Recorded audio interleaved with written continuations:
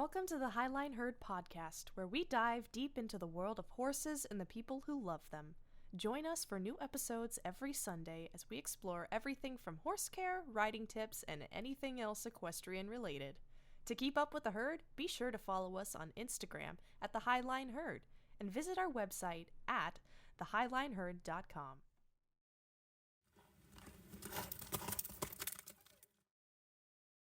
Hello, and welcome to another episode of the Highline Herd. I'm Skylar. I'm Shelby, and in today's episode, we're following our theme of Mustangs again.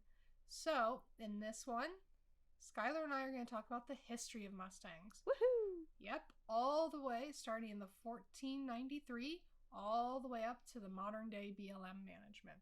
We are going to cover everything that is known that we could find on them. How they were originally used, the first breeds, the first tribes to really start using them. We're going to deep dive into all of that in this episode. Yeah. And to preface too, not a lot was actually documented up until probably when the BLM started taking charge and really looking at the Mustangs as a whole. So all of the information that we have is from various resources, and some of it is not accurate. But it's what's out there right now, and it's all that we could find.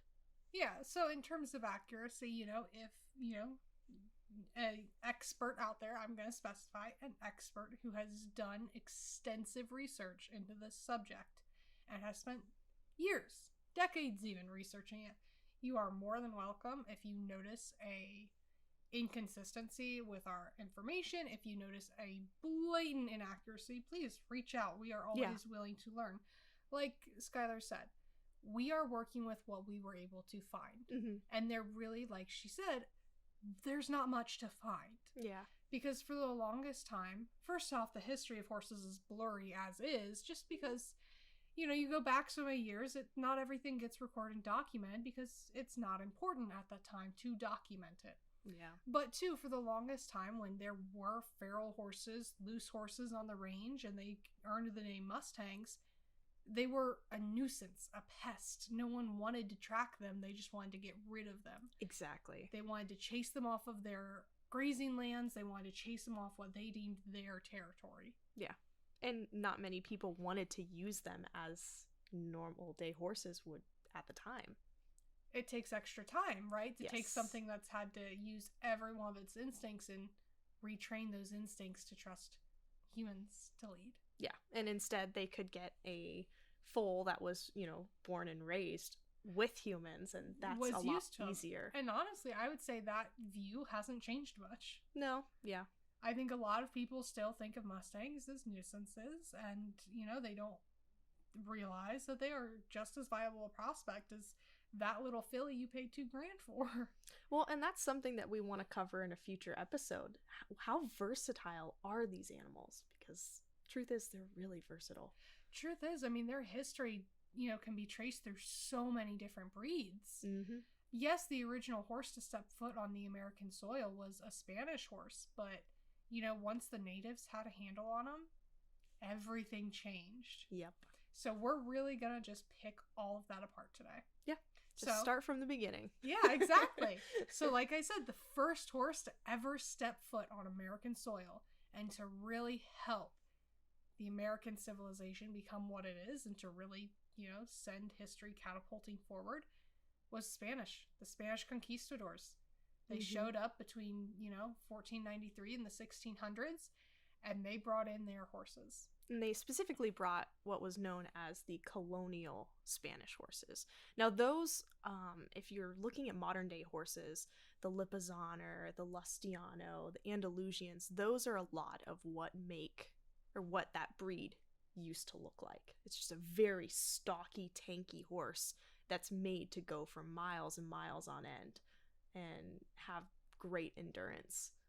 They're extremely, if you've ever actually watched, especially Andalusians, that's the most popular of the three, if you've ever watched them at work, despite their stockiness, despite their size, they are extremely athletic. They are extremely flexible. Their stamina is incredible. Oh, yeah. Yeah, just everything about them. So it's no wonder they were used they're for everything. They're the perfect war horse, too. They really are. Which is what they used them as. So. Yeah, and when they came here, they had to adapt different uses for them. Farm, hunting, travel, not just war. Mm-hmm. And, they just really proved their versatility, and that really bled into everything that we're going to talk about going forward. Oh, yeah. Yeah. So a lot of the times, people refer to Mustangs as just wild horses, but they're not fully wild. At some point, they were domesticated horses that either had gotten free, let loose on purpose, or something happened and they were just turned loose. And that... Think a lot like feral cats. I mean... Yes. So think about, how, you go into cities, you go into neighborhoods, and there's just cats everywhere. And, some of them are friendly, some are not so friendly, but all of those cats wound up there because someone's pet got loose. Someone moved and decided they didn't want to take it with them. So, Mustangs, they're wild horses, they're feral horses. At the end of the day, yes, they did come from domesticated stock, but they've spent the last few centuries on their own. Mm-hmm. So it's a lot like dealing with a feral colony of cats where you have so many you're trying to manage and maintain, and they are breeding faster than you can keep up, but there's still inside them that domestication that took place originally. Yeah. You just have to unlock it. Yes. Yeah. Well, over time, too, the Spanish conquistadors and all of their horses that they had, they didn't keep horses like you see nowadays in big fences or paddocks or pens. No, they were hobbled or slapped together log fences because screws and nails weren't huge either at first. Yeah. I mean, and when you're settling and moving constantly, you have to make all these different makeshift pens or whatever you can. And temporary is very rarely sturdy. Yes, exactly. So a lot of the cases, those horses would get loose, things would happen, they would lose their horses, etc. And that's where you start to see all of these wild horses become a big issue. And that's when they turn into that feral cat situation. If there's so many of them. Right. But without our Spanish conquistadors, using them as farm ponies, riding ponies, wagons, war, without Santa Fe becoming a popular trading ground, we wouldn't be seeing these horses. Exactly. When Santa Fe in the 1600s became popular, that's where you see the Spanish and the native culture come together. What ended up happening was the Spanish would take on the natives as servants in a way. They would teach them animal husbandry and how to properly take care of livestock and horses. And that is the big kicker. That's where things start to shift. Because all the wild horses that you see in the area local to, Santa Fe, the natives treated them as wild livestock. So they would butcher them if ever caught. They didn't have a purpose. They didn't use them for anything aside from meat. No, and they got loose quite a bit because of those makeshift pens and corrals. They would wander off quite a bit. And before the natives really learned horse handling skills from the Spanish, yeah, they were just another type of meat. Exactly. Yeah, so as the Spanish and the natives really started mingling, right about 1659 when settlements really were becoming more and more popular, people were really starting to settle down, making towns, making farms, making permanent homes for themselves.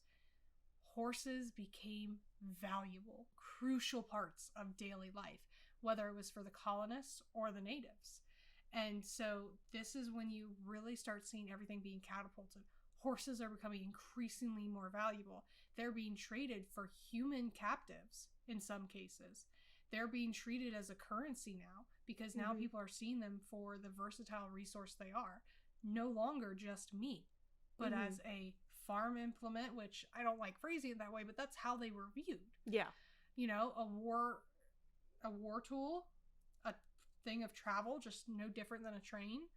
So this is when you really start seeing the horses start leaving their hoof prints on history. Mm-hmm. Yeah. And then we get into the Pueblo Revolt. This is where, the indigenous people had their first, successful uprising against the Spanish. this, it was honestly a brutal and bloody battle, Oh, and yeah. there were a lot of casualties. This is where the natives really started getting their hands on large numbers of horses. Large numbers. This is where the natives really start, horses are becoming more and more a part of not just the Spanish lives, not just the colonists' lives, but the natives. Well, and it's more of like, look what we can use these animals for. This is when everything really, like the 1600s, especially after, the 1660s, horses have become just currency. No different than cash or gold or hides. Because even the natives are realizing these animals can be used for so much more. Yeah. And it was actually the Apache, I think, that, first pushed us to start using them in trading for human captives. They were the ones trading, yes, Yeah. especially. But then you see the Navajo, the Ute, the Comanche, the Shoshone. They all start getting these horses from the Apaches and from the Spanish settlers. And it's just spiral. It really is. I mean, because think about it, I mean, the natives were far friendlier with one another than they were to these, invaders. That's what the Spanish really were. Yep. They were invaders and conquerors. So, the natives already kind of have, it might have been tense, but they do have relationships with one another. They do have connections and communication. Mm-hmm. So as soon as, like you said, the Navajo, Apache, the Ute, the Comanche, the Shoshone, as soon as they start regularly trading and using horses in their everyday lives, then it just spreads like wildfire across the plains and the flatlands. And it just, this is where you really start to see everything come into play. Yeah. You see horses go all the way north and all the way south. Yeah, and east to west, they just cover the continent. Mm-hmm. And it's really honestly incredible to understand that their spread, if it wasn't for that first successful revolt by the natives, then it may have taken even longer. Yeah. If it happened at all. I was going to say, yeah, if it happened, because who knows what would have Right. happened to the horses in general. And the horses that we have nowadays could be completely different than... Oh, absolutely. Because, I mean, when you think about how the natives needed to use them, Yep. They didn't always need this big, stocky Andalusian type build. Some of them wanted something more like, say, a Morgan or a Pasifino or an Appaloosa, where it's still got a strong body, but, shorter legs, smaller legs. It might be narrower in build. It might have a more comfortable gait. Yeah, more agile, Exactly. covering different types of terrain easier. Because, I mean, the Plains Indians, they really did not stay in one spot. No. They traveled constantly following herds, following bison, hunting, all of it. Yeah, well, because of the horse and because they became such an essential part of their culture, it was so much richer for them. Their hunting, their warfare, their transportation, all of it. It changed. It really did. Yeah. And, they started out like, oh, horses are actually valuable now. Let's trade them for human captives.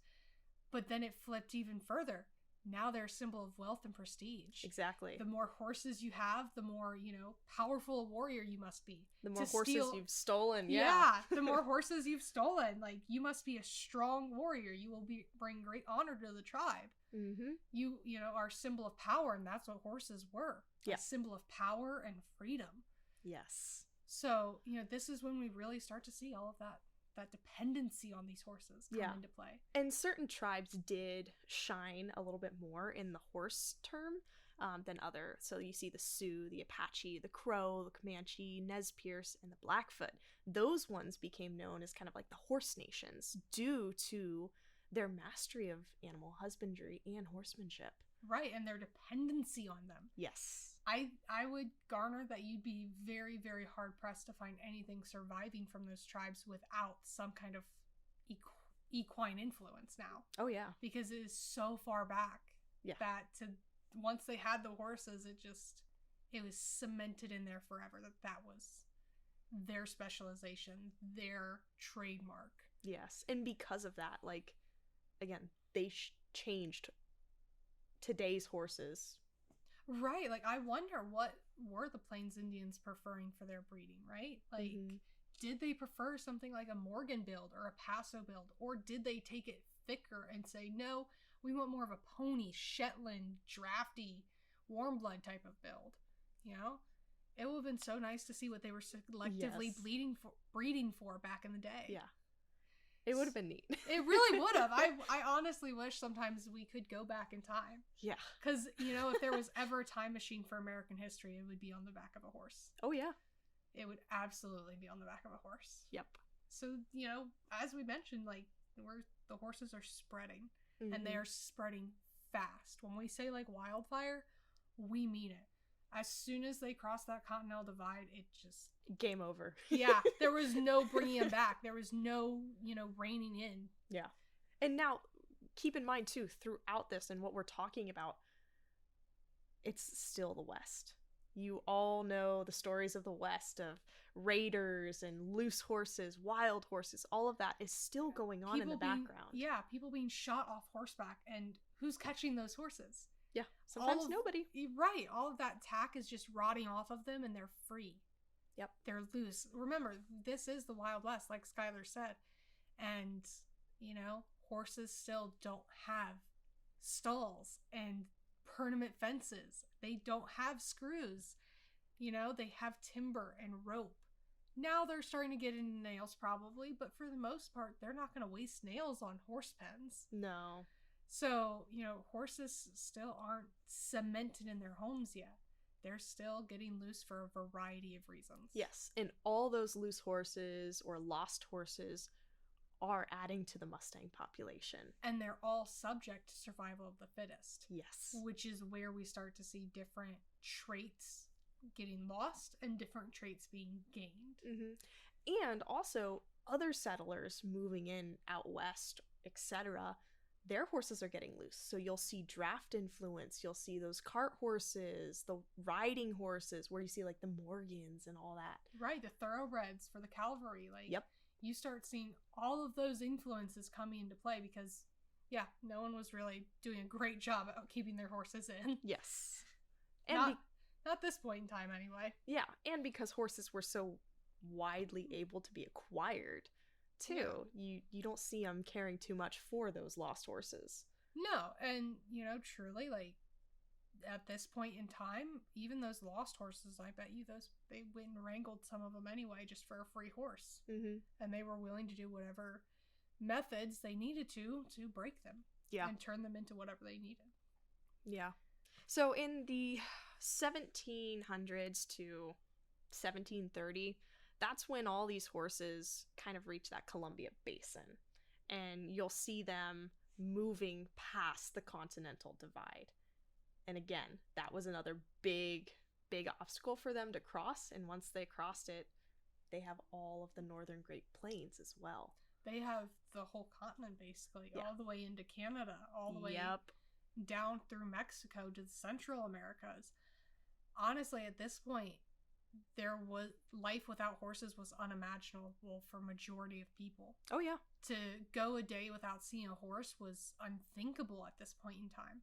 Whether you saw them in the wild in just massive herds or, you know, you saw them trading, shopping, wandering into town. They were used for everything. Yeah. But this was still a time of chaos. Oh, yeah. Ambushes, thieves, like, all of it. Mm-hmm. Deaths, assassinations. Because reality is, in the West, there weren't a lot of fair duels. No. It was a lot of getting shot in the back, and whether you were on a horse or not didn't matter. Yeah. So then, you know, we get into the Blackfeet. Well, I was going to say, yeah, we're getting up into Canada, Alberta area. You know, by 1750, that's when they started getting horses. And not only them, the Nez Perce.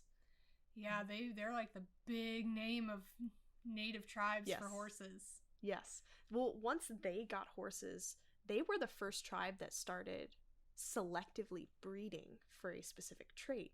And that's where you see the Appaloosa come into play. Yes, and they were the first ones to really get particular about color. Yes. Because this is where that wealth and prestige comes into play. We have flashy horses, pretty horses. Mm-hmm. Not only that can they perform the job, because, I mean, think about an Appaloosa's build. They're still stocky. Oh, yeah. But they're still athletic. They're stocky, they're short, they're lower to the ground, easy to mount. Yes. Yeah. But they're also pretty. Yes. So I guarantee you, in this tribe, the one with the flashiest horse was the most wealthy, the most blessed by the gods. Oh, yeah. Yeah. So, you really have to think about how religion plays into this, how their culture plays into it.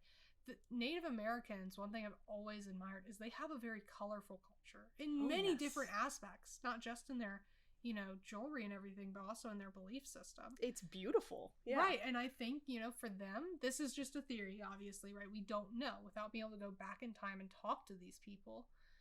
I think to them, the Appaloosas, they probably used their coloring, their blanketed butts or their leopard bodies as, messages from the gods, a sign that they are, this particular tribe is being blessed. This particular warrior is blessed for great things because look at his horse.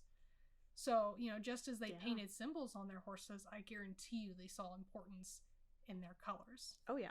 Which is probably where they really started selectively breeding.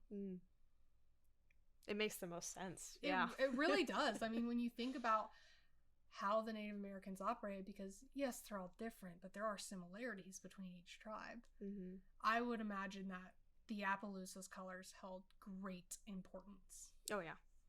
Yeah. But, yeah, I mean, by 1769, pretty much all of the Plain Indians had horses. And they were influential in everything those Indians did. Exactly. They had become such an important part to their culture in every aspect that it was, you can't go back from it. No, in fact, by, the 1800, the horse numbers had grown so rapidly, much like the feral cat analogy earlier, that, we were able to track at least 24,000 wild horses. Yeah.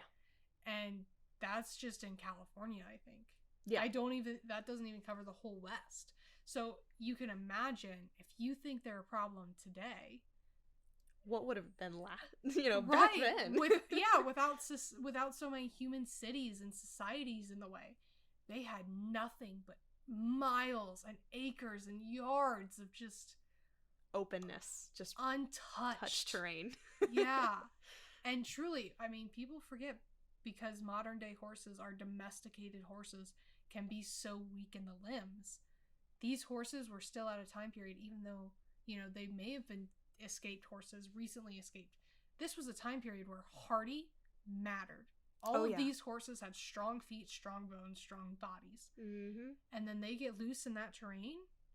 Oh, yeah. They're just going forever. Yeah, right. And, that's survival of the fittest really comes into play. So all those already desirable, strong, and durable traits, nature just brings them out even more. Exactly. It amplifies them. Yes.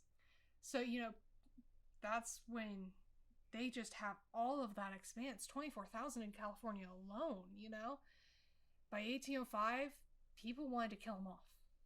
They wanted them gone. They, again, were viewed as a nuisance because there was too many of them. There were so many. It was interfering with, the herds people wanted to keep on their lands. It was interfering with cattle. It was interfering with cattle drives.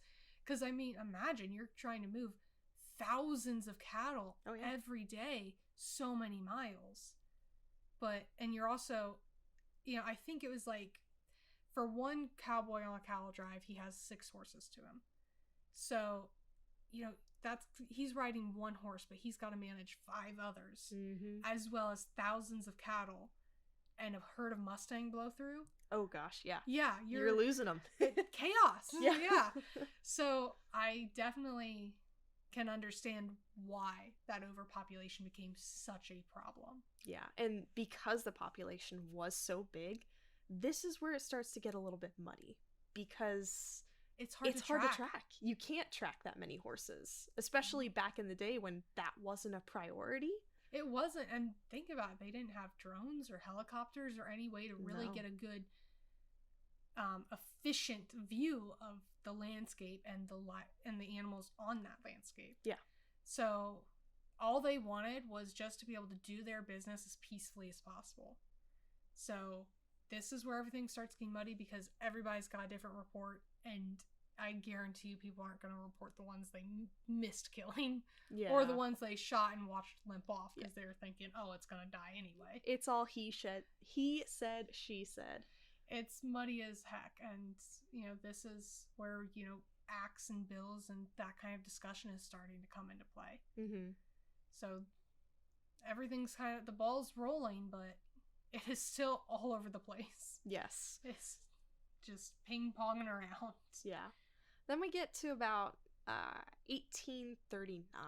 Now, this is when a really big influx, probably the biggest influx of horses contributed to the Mustang population, when Ulysses Grant ordered all Mexican settlers to leave the Nessus Strip. In Texas, yeah. Yeah. Because he expected them to abandon everything. Mm-hmm.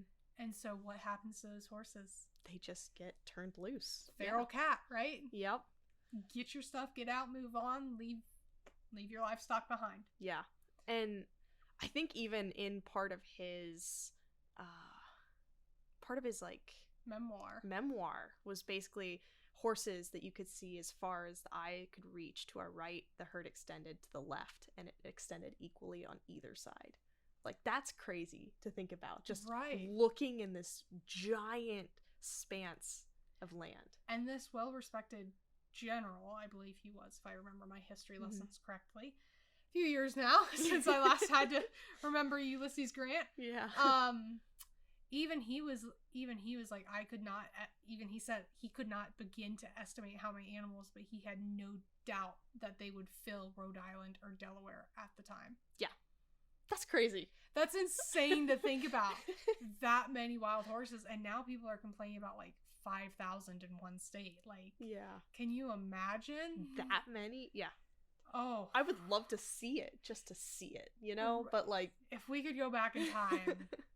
Because, think about being able to interview all these people, talk to all these people, see what they're seeing. Oh, gosh, that would be so cool. It truly would. Even to be able to take our vision back in time, even if we can't interact, would be... Yeah.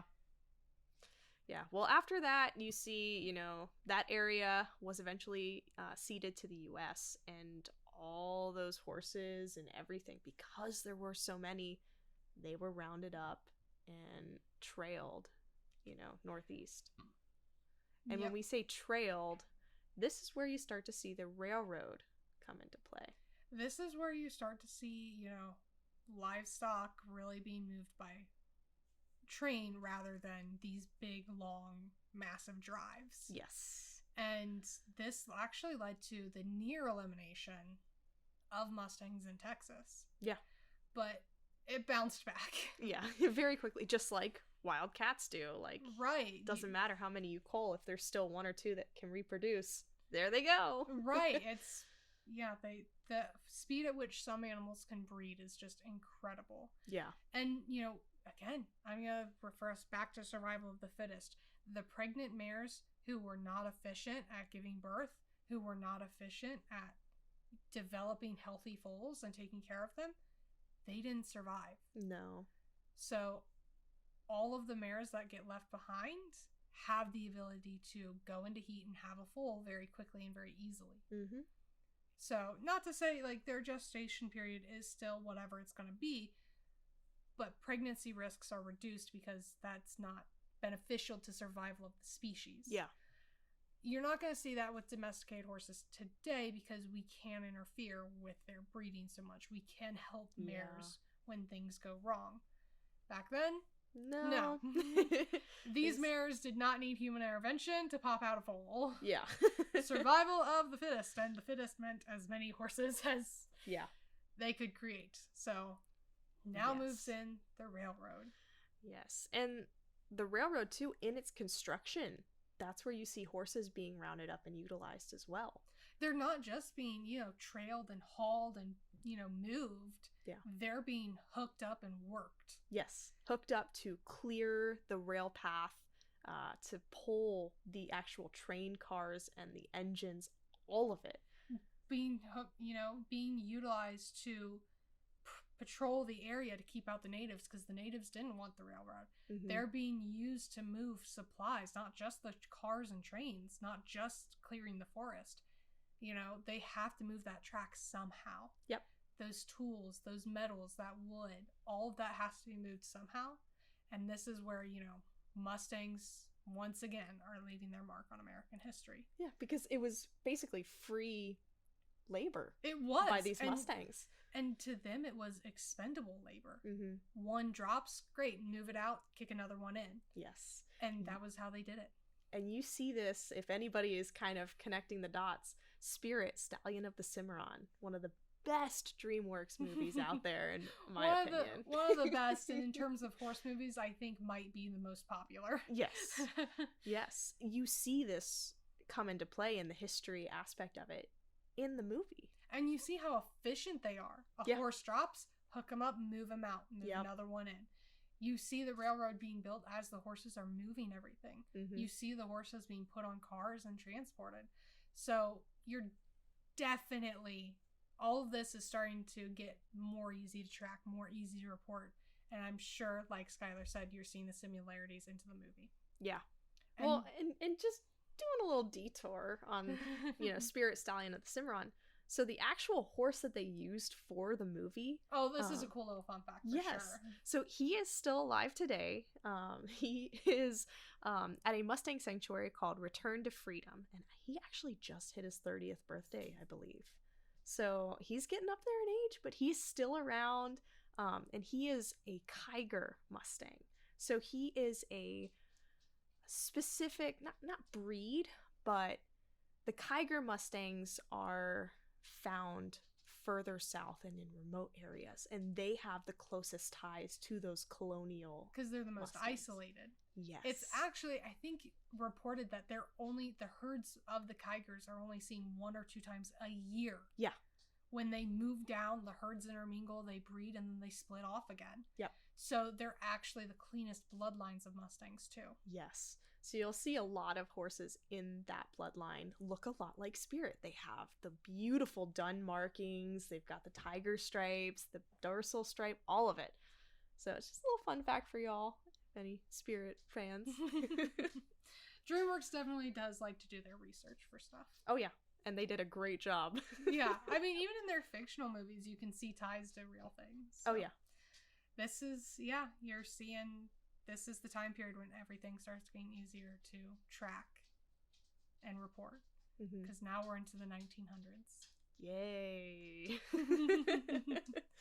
And once again, horses are being rounded up. This time not for the railroad, but... for the Spanish-American War. And further down the line, World War I. So these two events had a big impact on the number of Mustangs that were out there because they were being rounded up not only to transport goods, services for whatever the cavalry needed, etc., but also, unfortunately, in World War I, for meat, because it was a very easily accessible source of meat. It was very expendable and extremely renewable. I mean, even today, Mustangs are a dime a dozen. Mm-hmm. Whether they're nowadays, most of them are in BLM holding pens, but they bred so easy and so quickly. It was almost foolish. It sounds cruel, but it was almost foolish for them to not take advantage of this resource. Yeah. To use it for free labor, to use it for food and whatnot. So when we talk about this stuff, you gotta think about it in the context of the time period, not in how we view things today. Yeah, because it was a totally different world back then. It was. It was truly a kill or be killed. It was truly survival of the fittest. Yeah. And so when we look at it in context, they were using horses as what they first were, livestock. No different than an ox. An ox can pull carts, and an ox can feed you. Yeah. A cow can pull a wagon, and a cow can feed you. That's how Mustangs fell. Yep. So... yeah, by the 1950s, that's where you see the population really dipping down to about 25,000 horses. And that's where they started documenting as well. That's where the documentation really starts getting firm. And that's also where we are starting to track the different control methods being used at the time. And most of those control methods were very abusive. I don't know if abusive is the right term. That implies, an extended period of time. They were just flat out cruel. True. They were just brutal. Honestly, that's the best way to put it. They were brutal tactics because They're nuisances. They're pests. They're that feral cat colony that just is ruining the neighborhood. Yeah. So, people are poisoning water holes. They're shooting them from planes. They're, capturing them in ways that aren't very humane. Mm-hmm. And honestly, it wouldn't surprise me if in this time period they captured them in such a way, breaking legs, severing tendons, and then just left them. Mm-hmm.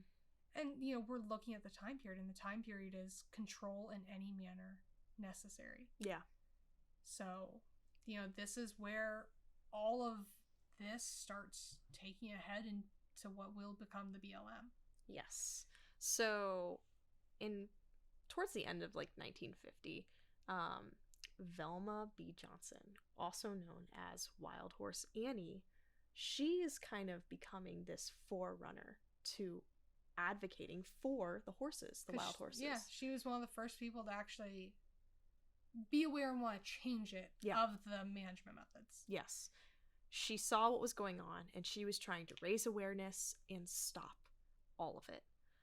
And because of it, and because of media becoming a really big thing at the time, too.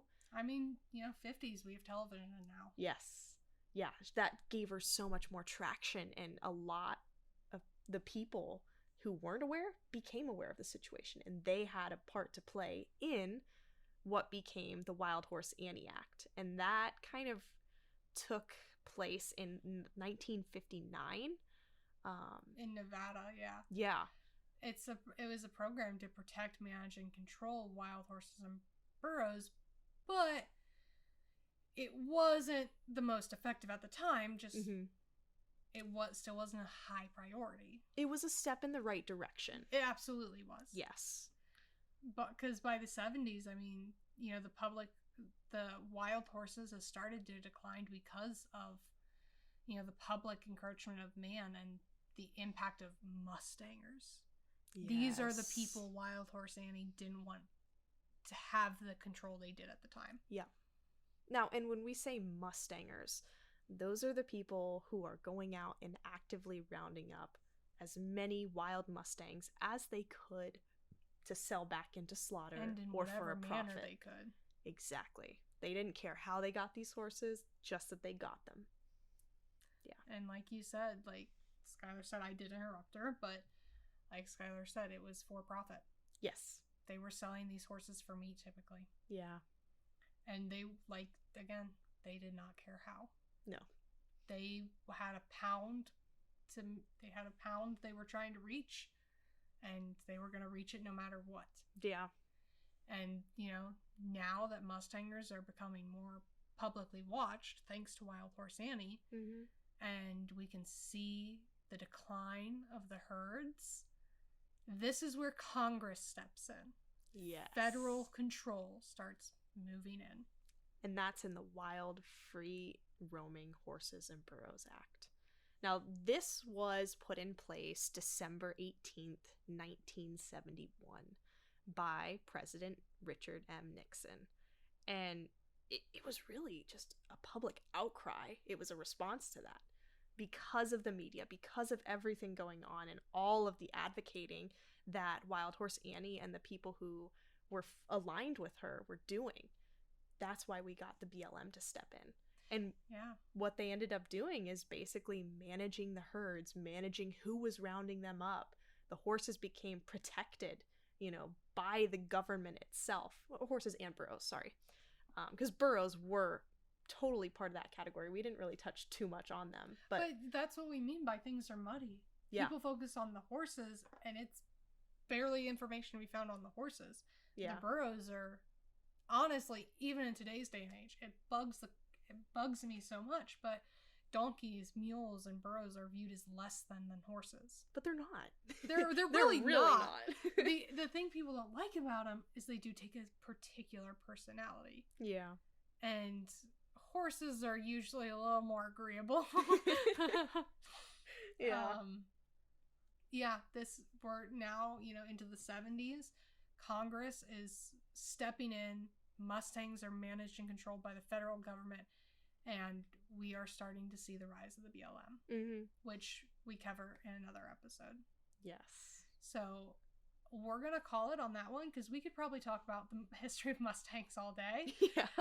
So to avoid the rabbit hole, we'll cover the BLM and we'll cover why Congress brought it into play in another episode. So thanks for tuning in. Thanks.